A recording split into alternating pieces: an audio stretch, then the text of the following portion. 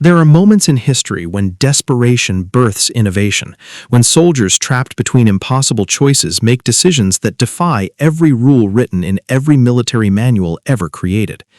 This is the story of such a moment, a story that begins not in the grand conference rooms where generals planned invasions, but in the suffocating green hell of the Southwest Pacific, where Australian soldiers fighting in World War II discovered that survival meant breaking every convention their training had taught them. Picture this: young men, barely out of their teenage years, standing in knee-deep swamp water with mosquitoes thick as fog around their heads, holding standard-issue rifles that were supposed to keep them alive, but were instead becoming instruments of their potential death. These were the commandos and infantrymen of the Australian Army, fighting a war that history books would later summarize in neat paragraphs, but which they experienced as an endless nightmare of humidity, disease, impossible terrain, and an enemy who moved through the jungle like ghosts. The year was 1942, and the Japanese military machine had swept through Southeast Asia with terrifying speed, conquering Singapore, threatening Australia itself, and establishing a reputation for jungle warfare that made even the bravest Allied soldiers question their chances of survival. The Lee Enfield rifle was a magnificent piece of engineering, beloved by soldiers across the British Commonwealth for its accuracy, reliability, and the satisfying bolt-action mechanism that had served infantrymen faithfully since before the turn of the century. It measured more than 3.5 feet long, weighed nearly 9 pounds, and could send a bullet accurately across distances that made it perfect for open warfare, where soldiers could see their enemies coming across fields or desert landscapes. But the jungles of New Guinea were not open fields. They were claustrophobic mazes of vegetation so dense that visibility extended only a few feet in any direction, where vines hung like tripwires and roots rose from the mud to catch boots and break ankles. Every patrol was a journey through nature's most hostile architecture, where the canopy above blocked out the sun and turned midday into twilight, where rain fell not in drops but in sheets that made every surface slick and treacherous. In this environment, the long rifle became not a weapon but a liability. Soldiers found themselves constantly snagging their rifle barrels on branches and vines, the length of the weapon making it impossible to bring to bear quickly when enemies appeared suddenly at point-blank range. When combat erupted in the jungle, it happened fast and close, with Japanese soldiers emerging from concealment only meters away, close enough to see the expressions on their faces. The commanders knew there was a problem, but military bureaucracy moves slowly, even in wartime, and the official solution was to wait for new weapons to be manufactured and shipped halfway around the world. But the soldiers in the jungle did not have time to wait for bureaucracy to catch up with reality. They were fighting and dying today, right now, in battles that happened so fast that after-action reports could barely capture what had occurred. These were men who had grown up in the Australian outback, in farms and small towns where if something broke, you fixed it yourself, because the nearest repair shop might be 100 miles away. They had grown up with a cultural attitude that said rules were guidelines, and that practical solutions mattered more than following proper procedures. This was the same spirit that had made the Australian and New Zealand Army Corps famous at Gallipoli in World War I, where Anzac soldiers had earned a reputation for being resourceful, tough, and willing to bend or break rules if it meant accomplishing the mission. So when faced with rifles that were getting them killed, some of these soldiers made a decision that would have resulted in court-martial if discovered by the wrong officer. This was not a sanctioned modification. This was not an approved field expedient. This was soldiers taking government property worth significant money and deliberately destroying its original configuration because they trusted their own judgment about what they needed to survive more than they trusted the distant authorities who had issued the weapons in the first place. The first few soldiers who did this must have felt a mixture of desperation and determination as they worked their hacksaws back and forth through hardened steel, knowing that if they were caught before they could prove the modification worked, they could face serious punishment. But desperation is a powerful motivator, and the fear of dying with an unwieldy weapon in your hands outweighs the fear of punishment from officers who are not in the jungle with you. The modified rifles that emerged from these unauthorized workshops looked crude and brutal, with barrels cut down to less than half their original length and stocks shortened so dramatically that the weapons barely resembled their original form. By conventional thinking, these soldiers had just ruined perfectly good rifles, turning precision instruments into something that looked more like sawed-off shotguns than proper military weapons. The modifications would reduce accuracy at long range, change the ballistics in unpredictable ways, and create muzzle flash that would temporarily blind the shooter and give away their position. But in the jungle, these shortened rifles proved to be exactly what was needed. Suddenly, Australian soldiers could move through dense vegetation without constantly fighting their own equipment, could bring their weapons to bear in a fraction of the time it had taken before, and could maneuver in close-quarters combat with an agility that the longer rifles had made impossible.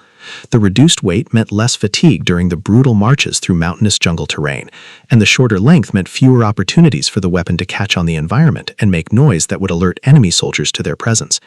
In the vicious close-range firefights that characterized jungle warfare, the reduced long-range accuracy did not matter because engagements rarely occurred at distances where that accuracy would be relevant anyway. The increased muzzle flash was a drawback, but the increased survival rate was worth it. Word spread through the Australian units fighting in New Guinea and the Solomons about these modified weapons, and more soldiers began making similar modifications to their rifles. Officers who discovered what their men were doing faced a choice: punish them for destroying government property and force them to use weapons that were inadequate for the environment, or look the other way and tacitly approve a modification that was clearly saving lives and making their units more effective in combat.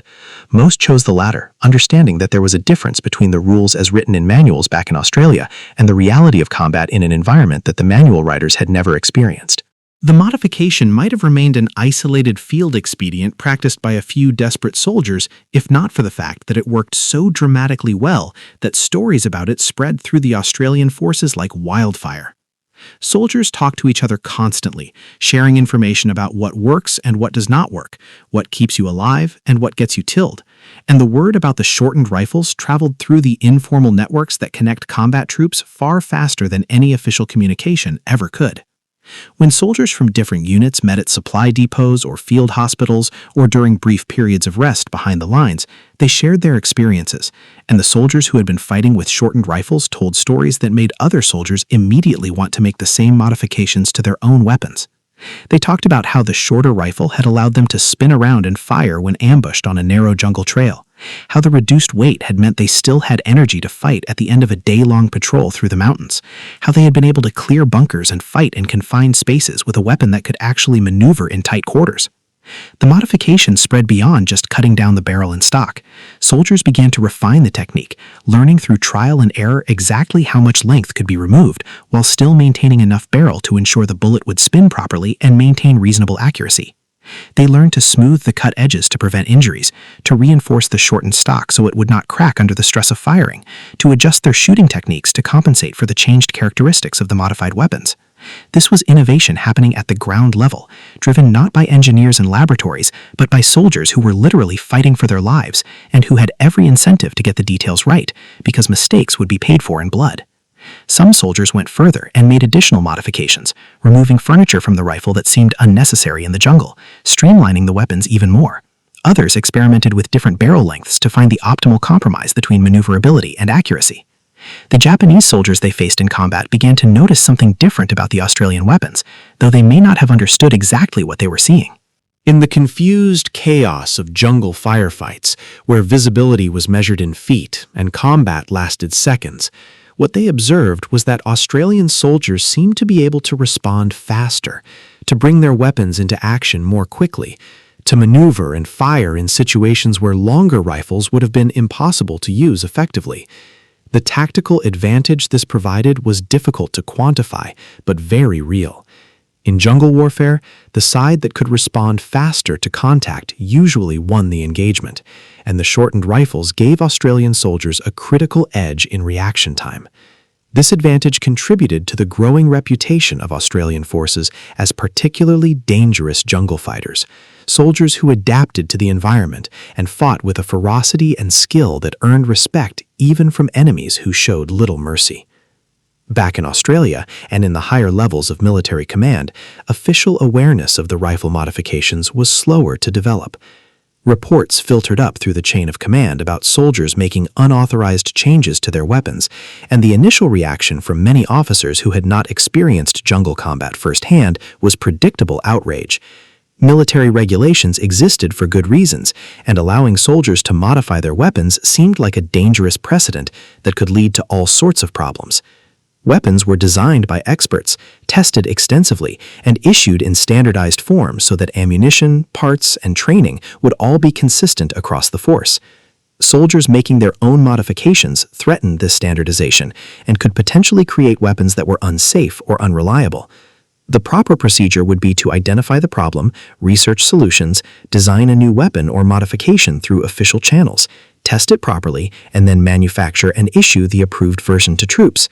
However, some officers recognized that the soldiers in the jungle had already solved the problem in the only way that mattered, by creating something that worked right now, when right now was when they needed it.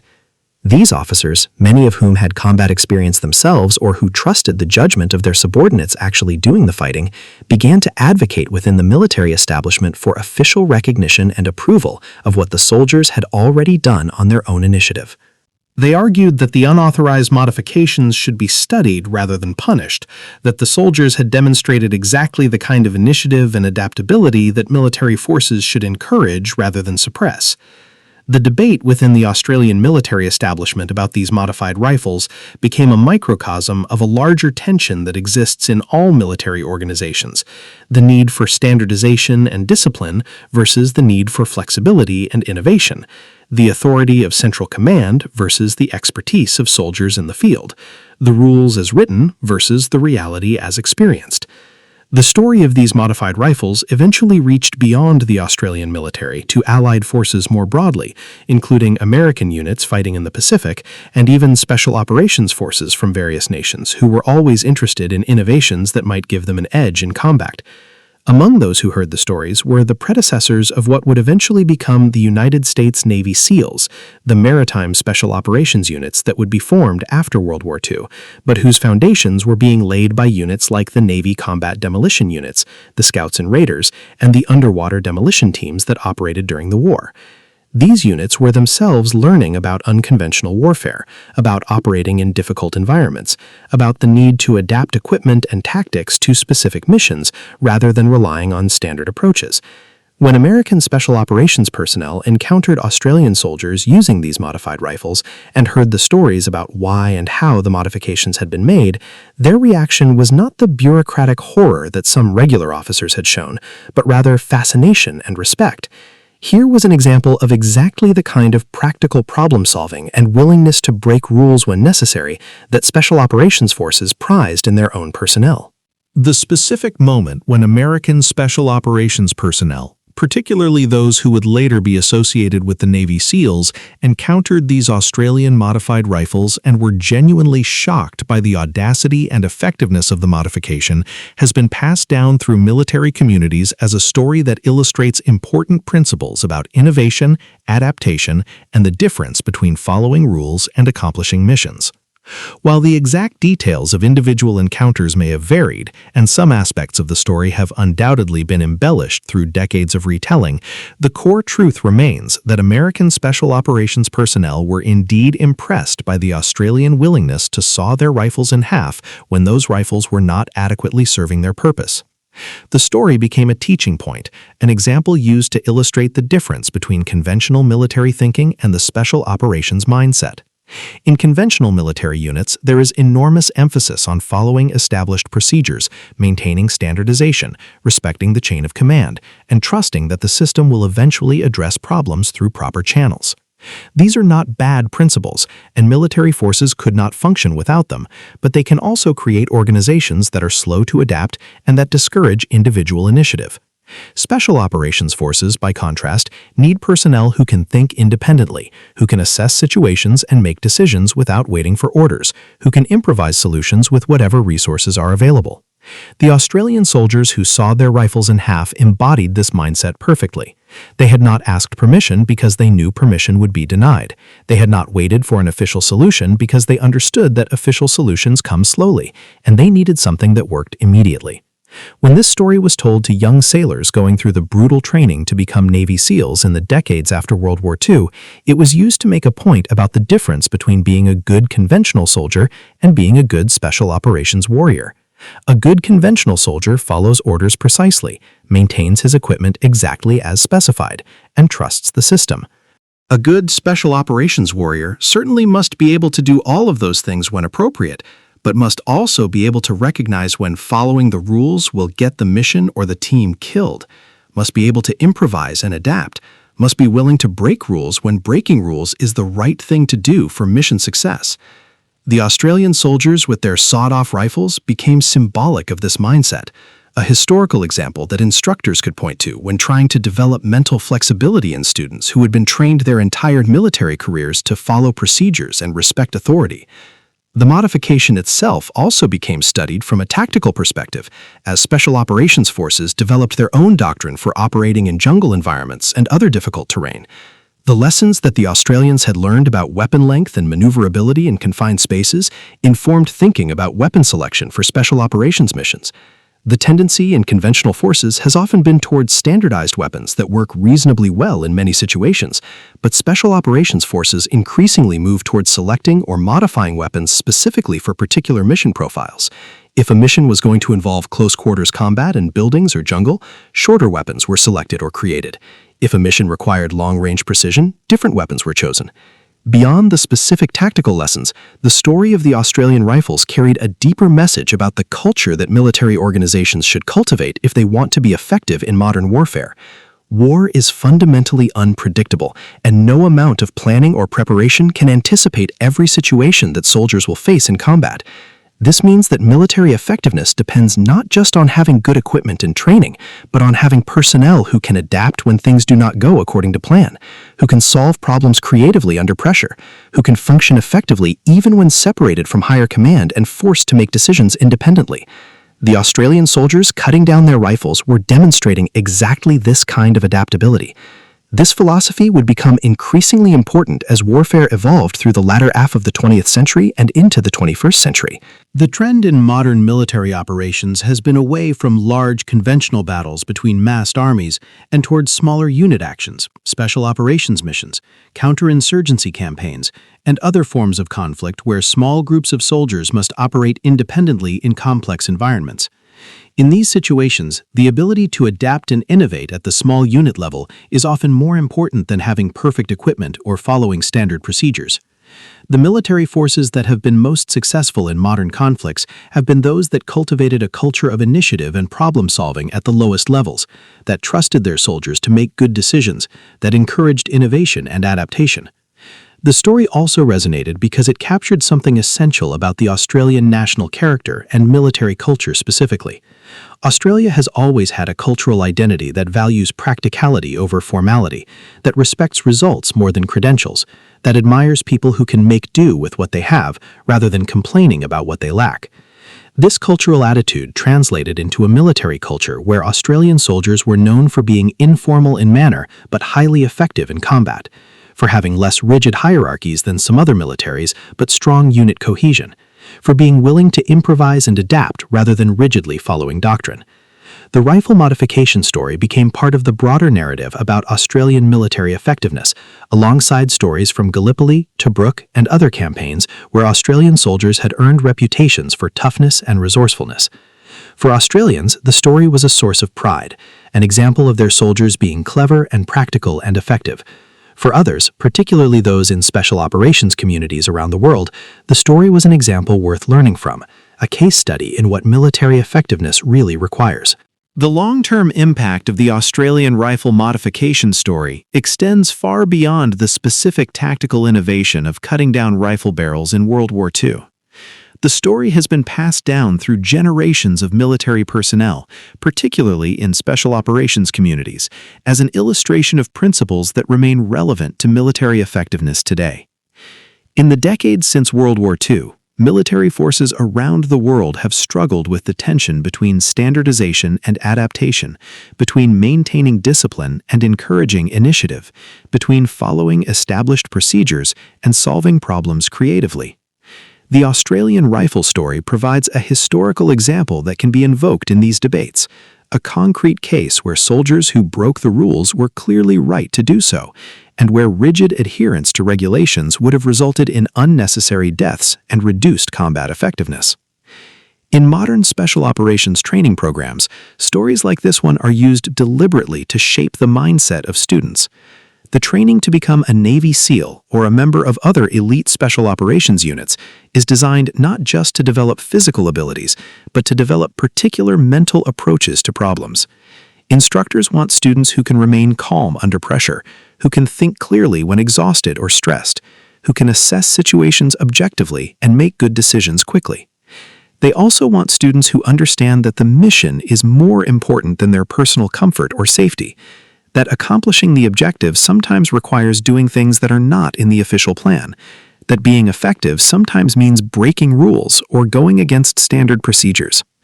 Stories about the Australians sawing their rifles in half communicate these lessons in a way that is more memorable and impactful than simply stating the principles abstractly. The specific tactical lesson about weapon configuration has also had lasting influence. Modern special operations forces use a wide variety of weapons configured for specific missions, including many that are shorter and more compact than standard military rifles. The development of weapons like the M4 carbine, which is essentially a shortened version of the M16 rifle, reflects lessons learned about the importance of weapon maneuverability in close-quarters combat and confined spaces. While the M4 was developed through proper engineering rather than soldiers sawing barrels off in the field, the recognition that shorter weapons are often more practical for modern military operations owes something to the examples set by soldiers like the Australians in World War II, who proved the concept through unauthorized field modifications. Beyond the military context, the story has also become part of broader discussions about innovation and problem-solving in complex organizations.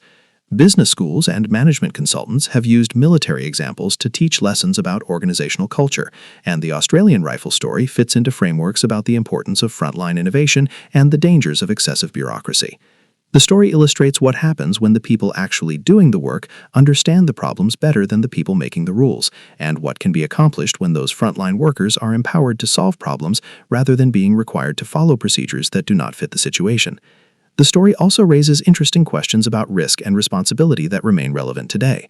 The soldiers who modified their rifles were taking risks in multiple dimensions. They risked punishment if their unauthorized modifications were discovered and condemned by superiors. They risked weapon malfunction if the modifications were done improperly. They risked injury to themselves if a shortened rifle behaved unpredictably. But they made a calculation that these risks were acceptable compared to the risk of continuing to use weapons that were inadequate for the environment they were fighting in. This kind of risk calculation is fundamental to effective decision-making in any high-stakes environment, and military personnel must become skilled at assessing risks and making decisions under uncertainty. The Australian soldiers demonstrated good judgment in their risk calculation because the modifications proved to be effective and did not result in the negative consequences that critics worried about. But it is worth noting that the story could have ended very differently. If the modified rifles had proven unreliable or dangerous, if soldiers had been injured by weapons that malfunctioned due to improper modifications, the story would be told very differently as a cautionary tale about the dangers of unauthorized improvisation. Modern military forces continue to grapple with this tension between encouraging initiative and maintaining appropriate control and safety standards. The ideal is to create a culture where personnel are empowered to adapt and innovate when necessary, but also where they have enough training and judgment to make good decisions about when adaptation is appropriate and when it is dangerous. This requires both clear communication about the intent behind rules and procedures, and also trust that personnel understand the difference between rules that are fundamental to safety or effectiveness and rules that are more about standardization or bureaucratic convenience. The legacy of the Australian rifle modification also includes the way the story has been remembered and told within military communities. The fact that this story has been passed down through generations, that it continues to be told to young military personnel going through training, that it has become part of the oral tradition of special operations forces, indicates that it serves important functions beyond simply conveying historical information. The story is told because it communicates values that military communities want to preserve: resourcefulness, courage, practical problem-solving, willingness to take responsibility for decisions even when those decisions violate regulations. By telling and retelling the story, military communities reinforce these values and create shared cultural reference points that help define what it means to be an effective warrior. This function of storytelling in military culture is ancient and universal. In the end, the story of Australian soldiers sawing their rifles in half during World War II is significant not because rifle modification is particularly important in itself, but because the story captures something essential about what makes military forces effective. It demonstrates that effectiveness in combat requires more than just good equipment and thorough training, though both of those things are certainly important. It requires personnel who can think independently and adapt to circumstances, who prioritize mission success over following procedures, who are willing to take responsibility for decisions even when those decisions are unconventional or unauthorized. It requires a military culture that encourages this kind of initiative rather than suppressing it, that trusts soldiers to make good judgments about what they need to be effective, that values results more than rigid adherence to regulations. The fact that the story shocked even experienced special operations personnel decades after the events occurred speaks to how unusual and impressive this kind of initiative was, how much it stood out even among military personnel who prided themselves on being unconventional and adaptive. The legacy of those Australian soldiers continues to influence military thinking today, continues to be invoked in training and in discussions about military culture, continues to serve as an example of what soldiers are capable of when they are empowered to solve problems and trusted to make decisions. The rifles they modified are long gone, but the lessons they demonstrated remain relevant to anyone trying to understand what makes military forces effective in the chaos and unpredictability of combat, and what kind of culture organizations need to cultivate if they want their people to be able to adapt and succeed when circumstances do not match the plan.